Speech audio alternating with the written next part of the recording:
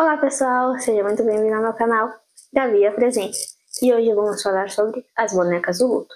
Imagine só você dando um passeio pelas ruas de uma época passada, onde os vestígios do luto e da perda estão enraizados, de forma surpreendente e às vezes perturbadoras. Assim são as bonecas do luto vitorianas, testemunhas de um silenciosamente de uma era em que a morte era uma sombra constante sobre a vida cotidiana. Não se esqueça de se inscrever e deixar o like.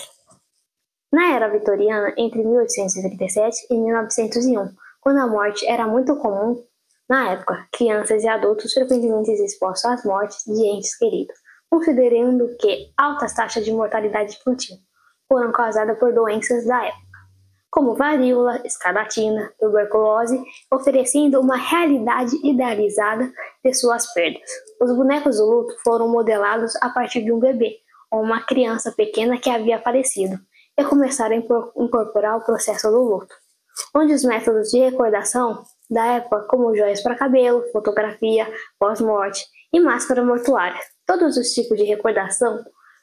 A representação dos bonecos do luto vitoriano era caracterizada por representação precisa dos falecidos, e essas esfinges em tamanho natural eram tradicionalmente feitas de cera, esculpidas em torno de um peso de areia que dava a sensação real de um ente querido. Personalizando ainda com roupas, cabelos de bebês, e algumas bonecas do luto também apresentavam detalhes adicionais, como acessórios de prata e outras joias e até mesmo pequenos medalhões. Objetos de lembrança, como medalhões, relógios de bolso. Os bonecos de luto eram frequentemente exibidos deitados. A parte de trás da sua cabeça era achatada para descansar mais facilmente em superfícies duras. Seus rostos sempre tinham um aspecto de vazio, sem emoção. Suas pálpebras eram fechadas para imitar um semblante calmo e sereno, em repouso. Os modelos mais comuns da época eram as bonecas de cera, eram frequentemente vestidas com trajes de luto e tinham cabelo implantado para dar maior realismo. As bonecas de porcelana eram também populares entre a família vitoriana e lutadas. Essas bonecas eram feitas de porcelana fina e frequentemente tinham características faciais delicadas e expressivas, assim como as bonecas de cera e de porcelana eram vestidas como roupas de luto e cabelo implantados. As bonecas de papel machê. Algumas bonecas de luto eram feitas de papel machê, um material leve e maleável, e essas bonecas podiam ser esculpidas em detalhes como pintura à mão para se parecer com crianças falecidas, embora menos duráveis que as bonecas de cera e porcelana. As bonecas de papel machê eram uma opção mais acessível para algumas famílias. Bonecas vestidas de luto, além das bonecas feitas especialmente como representações de criança falecida, também havia vestidas como trajes de luto.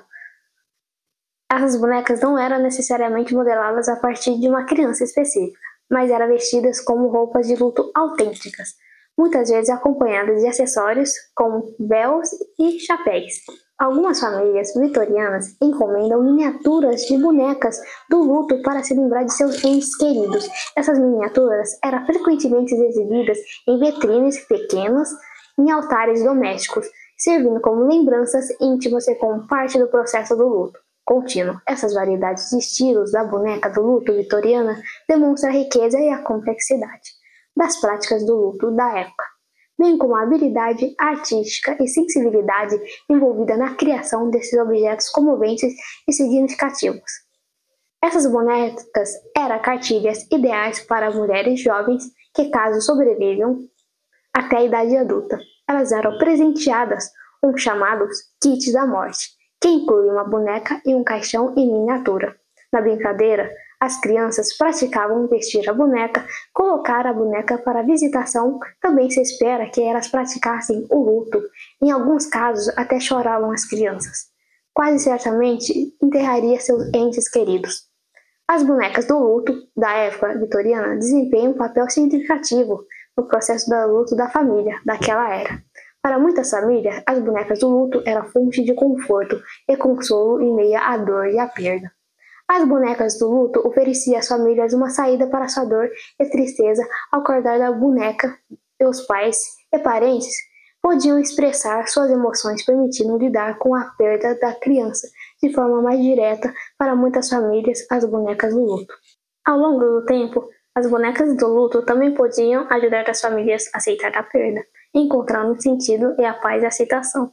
Cuidar das bonecas é honrar a memória da criança falecida. Podia ser parte do processo de transformação do luto em uma lembrança amorosa.